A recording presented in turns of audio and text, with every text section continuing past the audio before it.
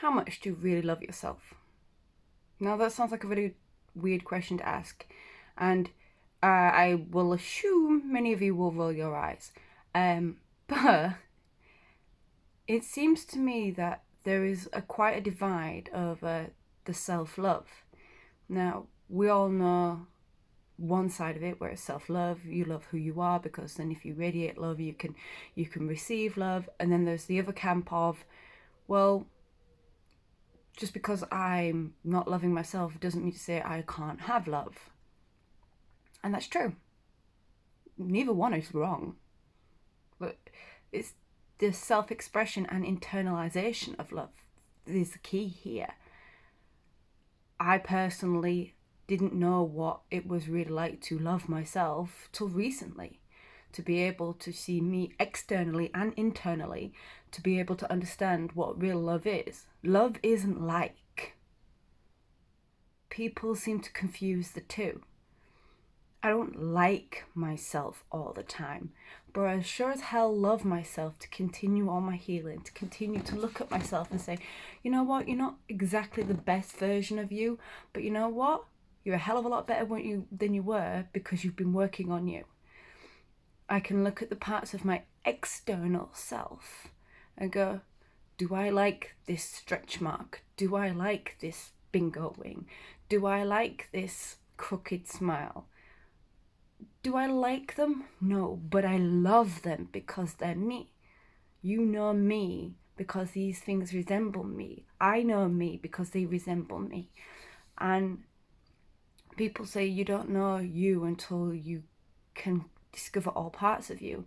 Or you can know who you are. You can know who you are at any point in time. Whether or not you choose to admit that is a different matter, and that does come from self-love. We are so scared of love because with love, like I said last time, comes pain, and our brain protects us from it.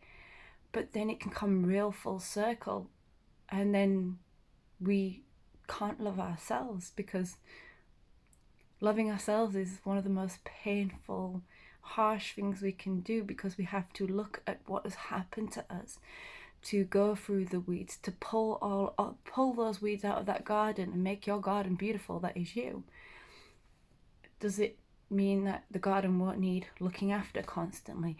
Does it mean that something won't pop up in the corner that you didn't realize that they belong there? Yes, of course these things are going to happen, but you love it. You look after it. You cut the grass. You get on with it. I don't know if you're getting this analogy, but I hope you understand it. We struggle with love in a society that just wants to be logical. Our society's technology evolves faster than our emotions do, and in doing so we dismiss our emotions and dismiss the love that we're supposed to give ourselves, especially if we was raised in a dysfunctional family, because that's just broken raising broken. No love.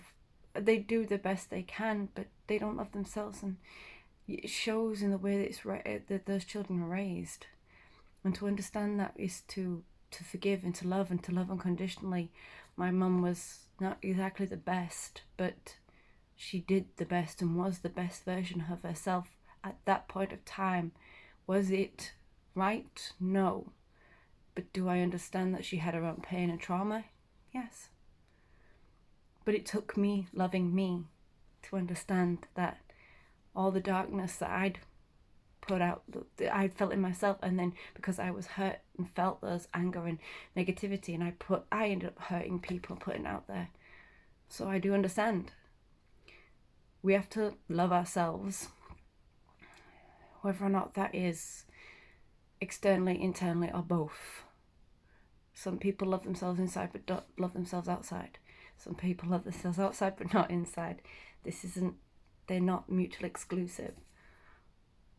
But understand that you are both. You are both. And I can't stress enough, you don't have to like yourself all the time. But love runs deeper.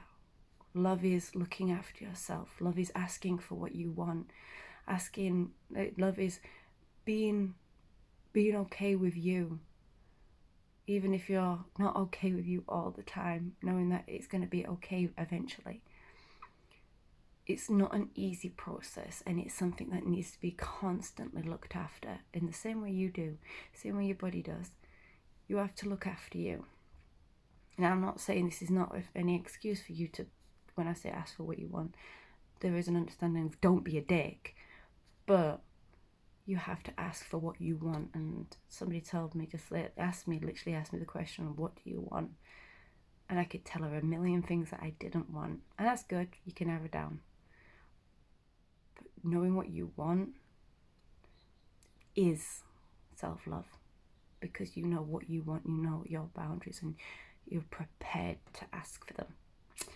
So thank you for again coming to my videos, and I muchly appreciate you all. If you like this, like, comment, always subscribe, because you're appreciated, and in the spirit of love, I love you all.